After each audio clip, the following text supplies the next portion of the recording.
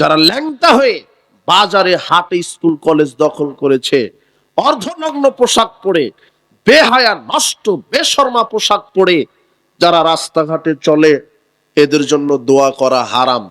আল্লাহর নবী বলছেন, ইল আনুহুন্না, ওদেরকে দেখলেই অভিশাপ দাও। কি দাও? ল্যাংটা নারীকে দেখলেই শরীয়ত বলছে যে কি দাও? ফা ইন্নাহুন্না মালউনাত। কেন? এরা আল্লাহর পক্ষ থেকে অভিশপ্ত। এই নগ্ন বেপর্দা নারীরা কার পক্ষ থেকে অভিশপ্ত? আল্লাহর পক্ষ থেকে। এক। দুই, যারা হারামখোর। কি খুর? হারামখোর। যারা বিড়িখোর, সিগারেটখোর, জর্দাখোর, গোলখোর, ইয়াবাখোর, ফেনসিডিলখোর, সুদখোর, ঘুষখোর, দুর্নীতিবাজ, চোর, ডাকাত, এদের জন্য দোয়া করা হারাম। জবাব দিতে হবে, তুমি কি করছো? সমাজ সংস্কারের জন্য, রাষ্ট্র সংস্কারের জন্য তুমি কি ত্যাগ স্বীকার করেছো? না সম্পদ, না তো তোমার জীবন, না তো তোমার পরিবার পরিজনের মায়া, না তোমার স্বার্থ। কি ত্যাগ করেছো? তুমি রক্ত দিতে শিখেছো, এটা ঠিক, কিন্তু তুমি বাতিল মতবাদ প্রতিষ্ঠার কাজে দিচ্ছ। এই রক্ত, শরীরের সব রক্ত ঢেলে দিল, বিচারের মাঠে তুমি মুক্তি পাবা না। তোমার এই রক্ত দিতে হতো একমাত্র আল্লাহর দ্বীন প্রতিষ্ঠার জন্য। কিন্তু তুমি কি প্রতিষ্ঠার জন্য দিচ্ছ? তুমি ওই জাহেলিয়াতকে কায়েম করার জন্য রক্ত দিচ্ছ।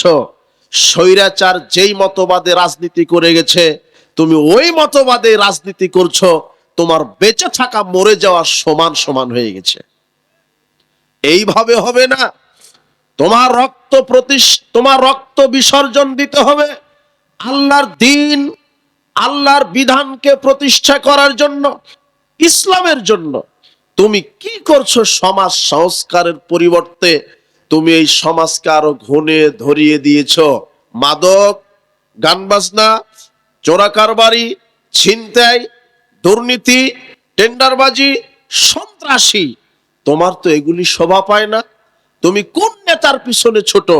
যে নেতার পিছনে ছোট, দেখো সেই নেতা রাসূলের আদর্শ মতো চলে কিনা, সে 5 ওয়াক্ত সালাত আদায় করে কিনা, তার পরিবার পর্দায় আছে কিনা, সে হালাল খুর না হারাম খুর, তার নীতি আদর্শ দেখো। তুমি এমন নেতার পিছনে ছুটে দিন অতিবাহিত করো যে রাসূলের আদর্শ মতো চলে না, যার সালাত নেই, যার পরিবার ঠিক নেই। এই নেতা তোমাকে কি করবে? তুমি কি করবে? বিচারের মাঠে তুমি কি জবাব দিবে? ইবনে মাসউদ রাদিয়াল্লাহু আনহু বলছেন, রাসূল সাল্লাল্লাহু আলাইহি সাল্লাম বলেছেন, লা তাযালু কাদাম ইবনে আদম ইয়াউমাল কিয়ামা হাত্তা ইউসালাম খামস।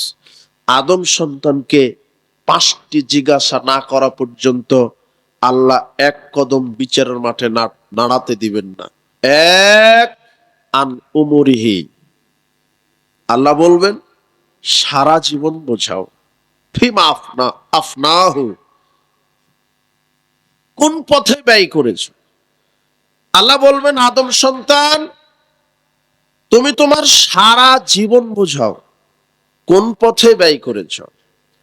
আল্লাহর সামনে আপনার সারা জীবন কি করতে হবে? বোঝাতে হবে। এরপরে আল্লাহ বলবেন আং সাবাবিহি, যৌবনকাল বোঝাও। আল্লাহ বলবেন যৌবনকাল বোঝাও।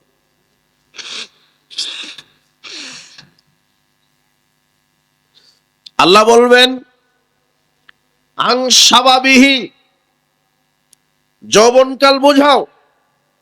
ফিমা আবলাহু, কিভাবে ব্যয় করেছো। এই যুবক, তুমি কি জবাব দিবা আল্লাহর কাছে? তুমি মাদকে আসক্ত, গান বাজনায় আসক্ত, তোমার মসজিদ মাদ্রাসা আলেম ওলামাদের সাথে সম্পর্ক নেই, তোমার গান বাজনা, মাদক, থিয়েটার, নাটক, সিনেমার সাথে সম্পৃক্ত সম্পর্ক। তুমি কি জবাব দিবে? আবু হুরায়রা রাদিয়াল্লাহু আনহু বলছেন, রাসূল সাল্লাল্লাহু আলাইহি ওয়াসাল্লাম বলেছেন, সাবআতুন ইউদিল্লুহুমুল্লাহু ফি দিল্লিহি ইয়াওমা লা দিল্লা ইল্লা দিল্লুহু। বিচারের মাঠে 7 শ্রেণীর মানুষকে আল্লাহ তার আরশের ছায়ায় জায়গা করে দিবেন, যেদিন তার ছায়া ব্যতীত কোনো ছায়া থাকবে না। এক, ইমামুন আদিল, ন্যায়পরায়ণ শাসক। ন্যায়পরায়ণ শাসককে, যে সত্যবাদী, যে ন্যায়পরায়ণ, যে আমানতদার, যার ভিতরে আছে শিষ্টাচার, আখলাক, চরিত্র সুন্দর। ন্যায়পরায়ণ শাসককে, যে সত্যবাদী, যে আমানতদার, যে পরহেজগার, এ হলো ন্যায়পরায়ণ, যে তার শাসন ব্যবস্থা পরিচালনা করে আল্লাহর বিধান দিয়ে। এই যুবক, তুমি যেই নেতার গোলামি করো, সে কি ন্যায়পরায়ণ? তুমি নিজে মনে করে দেখো তো, তুমি যেই নেতার ক্যানভাস করে বেড়াও, সে কি ন্যায়পরায়ণ? বিচারের মাঠে আল্লাহ 7 শ্রেণীর মানুষকে আরশের ছায়াতে জায়গা দিবেন। তার 1 নম্বরে আল্লাহ বলছেন ওই নেতাকে, যে ন্যায়পরায়ণ শাসক। ন্যায়পরায়ণ কে? যে কার বিধানে রাষ্ট্র পরিচালনা করে? আল্লাহর। যার আদর্শ মুহাম্মদ সাল্লাল্লাহু আলাইহি সাল্লামের আদর্শ, যার নীতি মুহাম্মদ সাল্লাল্লাহু আলাইহি সাল্লামের নীতি, যে হলো পরহেজগার হবে, যে হলো আমানতদার হবে। কিন্তু তোমার নেতা কি আমানতদার? তোমার নেতা তো আমানতের খেয়ানতদার, তোমার নেতা তো দুর্নীতিবাজ, তোমার নেতা তো একটা চোর, তোমার নেতা জনগণের টাকা দুর্নীতি করে। সে ন্যায়পরায়ণ নয়। তোমার নেতাকে বলো, নেতাজি, নেতা যদি হতে চান ন্যায় হতে হবে, ওমরের মতো নেতা হতে হবে। ওমর কেমন নেতা? ওমর ইবনুল খাত্তাব অর্ধ পৃথিবীর খলিফা। আসলাম নামক খাদেমকে বলছেন, আসলাম, এই আটার বস্তাটা আমি ওমরের কাঁধে উঠিয়ে দাও। খাদেম বলছে, আপনি এটা কি বলছেন? আপনার কর্মচারী তো আমি আছি, আমি বহন করে নিয়ে যাব, কোথায় নিয়ে যেতে হবে? তখন ওমর ইবনুল খাত্তাব বলছেন, যেই পরিস্থিতি দেখে এসেছি, এর জন্য আল্লাহ তোমাকে কাঠগড়ায় উঠাবেন না, আমাকে উঠাবেন। কাজেই আমার বোঝাটা আমাকেই বহন করতে দাও। অর্ধ পৃথিবীর খলিফা আটার বস্তা কাঁধে নিয়ে অভুক্তের বাড়িতে আটার বস্তা পৌঁছিয়ে দিয়ে আসে, আর সেই বাংলাদেশের নেতারা সে আটার বস্তা চুরি করে।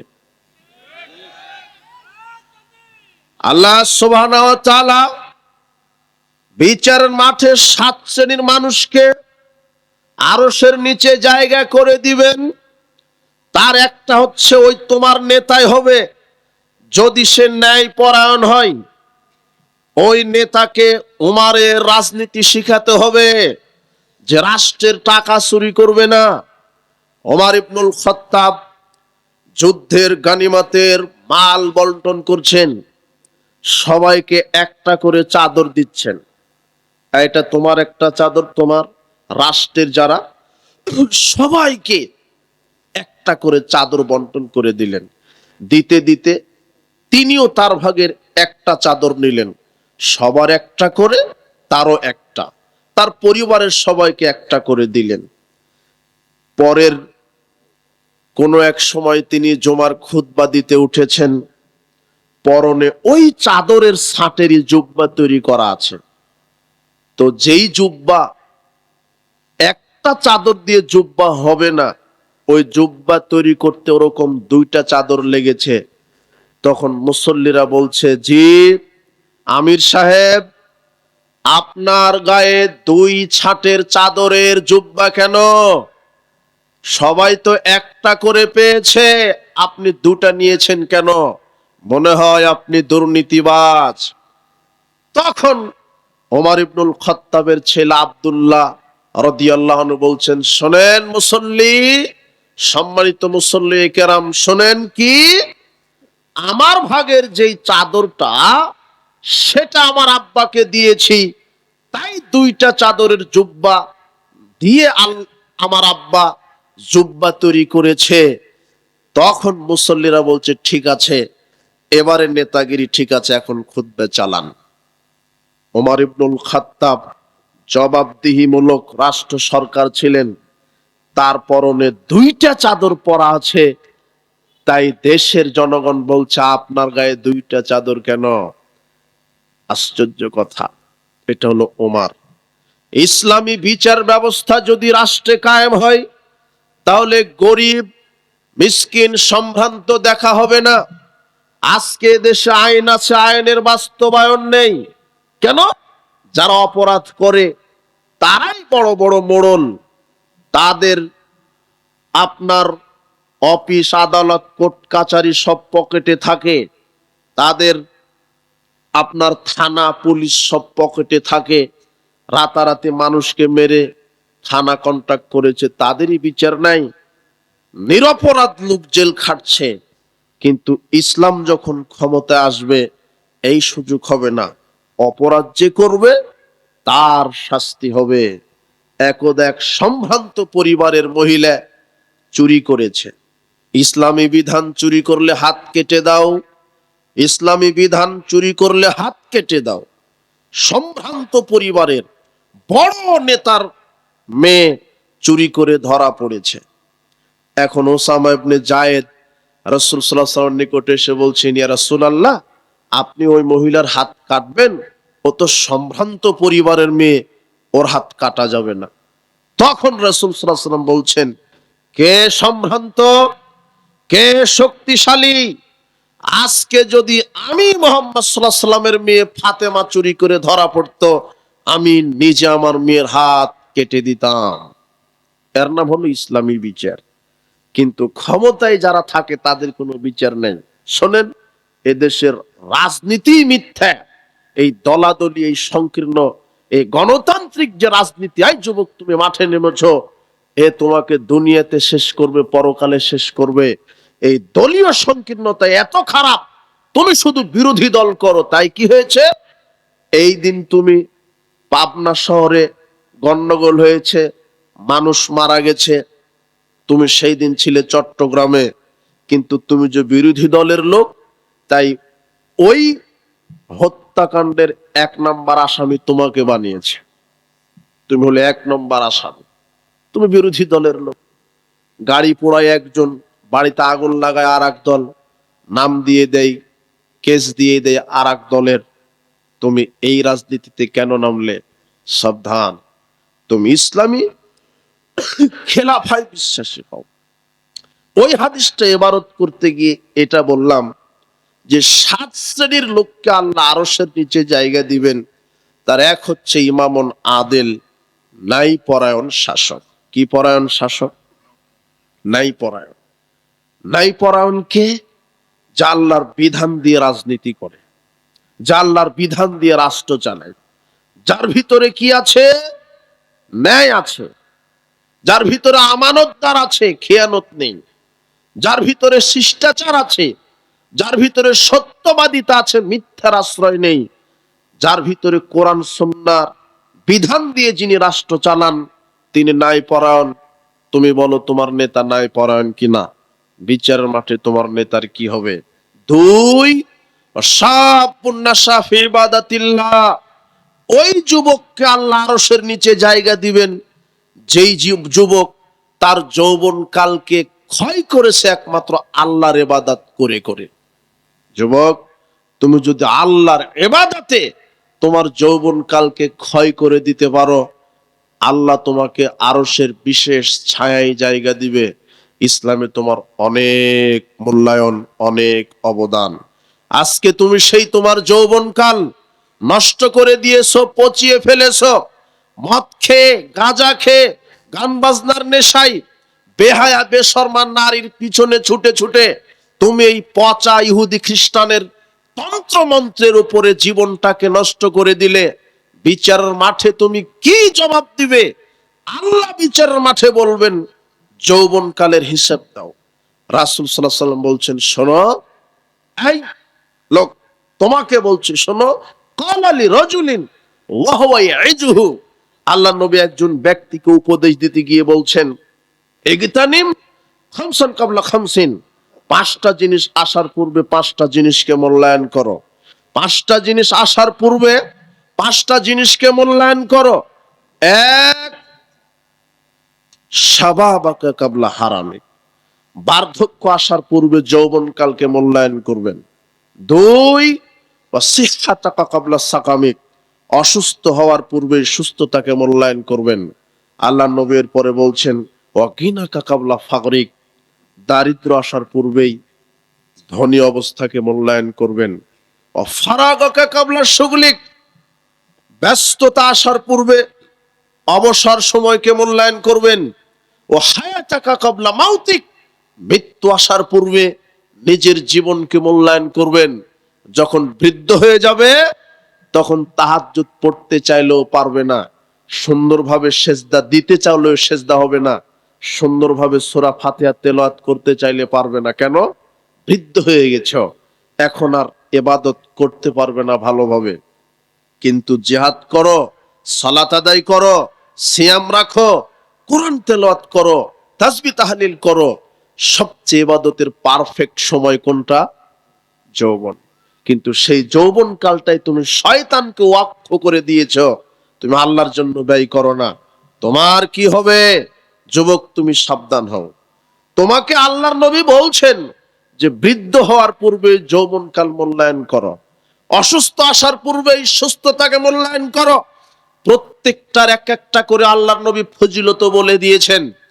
আল্লাহর নবী বলছেন যে অসুস্থ হওয়ার পূর্বে যদি সুস্থতাকে মূল্যায়ন করেন, সুস্থ থাকা অবস্থায় ইবাদত করেছেন, নফল সিয়াম, তাহাজ্জুদ, এগুলি সুস্থ থাকা অবস্থায় করেছেন, এখন অসুস্থ আছেন, আর তাহাজ্জুদ পড়তে পারেন না, আর নফল সিয়াম পালন করতে পারেন না, তখন আল্লাহ ফেরেশতাকে বলবেন, ফেরেশতা, ওই যে লোকটা অসুস্থ, তোমরা নফল সিয়ামের নেকি লিখছো না কেন?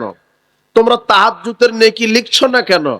তখন ফেরেশতা বলবে, কেন, লোকটা যে অসুস্থ আর নফল সিয়াম রাখতে পারে না আর তাহাজ্জুদ পড়তে পারে না, তাই আমরা নেকি লেখা বন্ধ করেছি। তখন আল্লাহ বলেন, না, ভুল হচ্ছে, ও তো সুস্থ থাকা অবস্থায় করতো, এখন পারছে না কেন? অসুস্থ তাই। যদি সুস্থ থাকতো তাহলে তো করতো, আর সুস্থ থাকা অবস্থায় করেওছে, কাজে এখন না করলেও সমপরিমাণ তাহাজ্জুদের নেকি লিখে দাও। এটা সুস্থ থাকাকে মূল্যায়ন করা। বৃদ্ধ অবস্থায় আপনি ইবাদত করতে পারছেন না, যখন যৌবনকালে যদি আপনি নফল ইবাদতগুলি করেছেন এখন পারেন না, আল্লাহ বলবে এখন তো বুড়া হয়ে গেছে আর নফল ইবাদত করতে পারে না, ইবাদত না করলেও ইবাদতের নেকি লিখে দাও। কিন্তু আগে যৌবনকালকে মূল্যায়ন করতে হবে, সুস্থ জীবনকে মূল্যায়ন করতে হবে, সময়কে মূল্যায়ন করতে হবে। জান্নাতবাসীরা কোনো আফসোস করবে না, একটা আফসোস করবে, আহা আল্লাহ, ওই যে 5 মিনিট যদি চায়ের দোকানে সময় না দিয়ে 5 মিনিট যদি তাসবিহ তাহলিল করতাম, ওই যে 1 ঘন্টা মোবাইলে নাটক সিনেমায় সময় না দিয়ে আমি যদি 1 ঘন্টা কোরআন তেলাওয়াত করতাম, তাহলে আমি আজকে জান্নাতের উঁচু জায়গায় থাকতাম। মানে নিচতলার জান্নাতীরা উপরতলার জান্নাতীকে দেখে বলবে, আহারে, আমরাও যদি সময়কে মূল্যায়ন করতাম, ওই 1 মিনিট অযথা গীবত না করে, ওই 5 মিনিট অযথা কথা না বলে যদি আমি 1 মিনিটে সূরা ইখলাস পাঠ করতাম, 1 মিনিটে 10 বার ইখলাস পাঠ করতে পারেন আপনি। এই 1 মিনিটকে যদি আপনি মূল্যায়ন করতেন, বিচারের মাঠে আপনি এভাবে আফসোস করবেন, জান্নাতে আফসোস করবেন, অন্যান্য জান্নাতবাসীদের মর্যাদা দেখে, আহা, ওই 5 মিনিট যদি অযথা সময় ব্যয় না করে আমি তাসবিহ তাহলিল করতাম, কোরআন তেলাওয়াত করতাম, তাহলে আমি জান্নাতের ওই মর্যাদায় যেতে পারতাম। 1 মিনিটে 10 বার ইখলাস পড়া হয়। কেন বললাম? আল্লাহর নবী বলছেন, মান কারা কুল হুয়াল্লাহু আহাদ 10 মাররাত হাত্তা ইয়াক্তিমাহা, যে ব্যক্তি সূরা ইখলাস শুরু থেকে শেষ পর্যন্ত 10 বার পাঠ করবে, বানাল্লাহু লাহু কসরান ফিল জান্নাহ, আল্লাহ ওই ব্যক্তির জন্য জান্নাতে একটা প্রাসাদ নির্মাণ করে দিবেন। একবার যদি সূরা ইখলাস পাঠ করেন, 10 পারা কোরআন খতমের নেকি আল্লাহ লিখে দেন। আপনি সেই সময় কিভাবে ব্যয় করেন? হে যুবক, তুমি বিচারের মাঠে কি জবাব দিবে? তুমি মোবাইলে 24টা ঘন্টা, তার 18 ঘন্টা তুমি সময় দাও মোবাইলকে, তুমি কি, তোমার কি হবে? মোবাইলে গান, নাটক, সিনেমা। তুমি মোবাইলে জুয়া নিয়ে বসেছ। মানুষ মোবাইলে জুয়া খেলে, মোবাইলে জুয়া খেলছে, মোবাইলে গান শুনে, নাটক সিনেমা দেখে। আর বাংলাদেশের নাটক সিনেমা তৈরি করা হয় কিভাবে লুচ্চামি শিখানো যায় ছেলে মেয়েকে, কিভাবে জেনা শিখানো যায়। প্রত্যেকটা সিনেমা, নাটক, আল্লাহ এদের উপরে গজব নাজিল করুন, বলেন আমিন। দুই শ্রেণীর মানুষের জন্য দোয়া করা হারাম করে দিয়েছে শরীয়ত। দুই শ্রেণীর মানুষের জন্য দোয়া করা হারাম, দোয়াই চলবে না। দোয়া কি? আল্লাহ তাকে ক্ষমা করো, আল্লাহ তার উপরে রহম করো, আল্লাহ তাকে বিপদ থেকে বাঁচিয়ে দাও, আল্লাহ তুমি বারাকা দান করো। এইভাবে দোয়া করা হারাম। কয় শ্রেণীর মানুষের উপরে? দুই শ্রেণীর।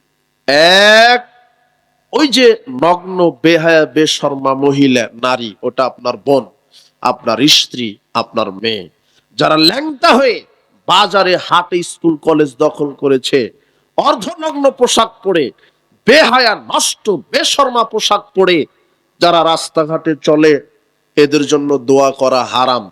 আল্লাহর নবী বলছেন, ইল আনুহুন্না, ওদেরকে দেখলেই অভিশাপ দাও। কি দাও? ল্যাংটা নারীকে দেখলেই শরীয়ত বলছে যে কি দাও? ফাইন্নাহুন্না মালউনাত। কেন? এরা আল্লাহর পক্ষ থেকে অভিশপ্ত। এই নগ্ন বেপরদা নারীরা কার পক্ষ থেকে অভিশপ্ত? আল্লাহর পক্ষ থেকে। এক। দুই, যারা হারামখোর। কি খুর? হারামখোর। যারা বিড়িখোর, সিগারেটখোর, জর্দাখোর, গোলখোর, ইয়াবাখোর, ফেনসিডিলখোর, সুদখোর, ঘুষখোর, দুর্নীতিবাজ, চোর, ডাকাত, এদের জন্য দোয়া করা হারাম।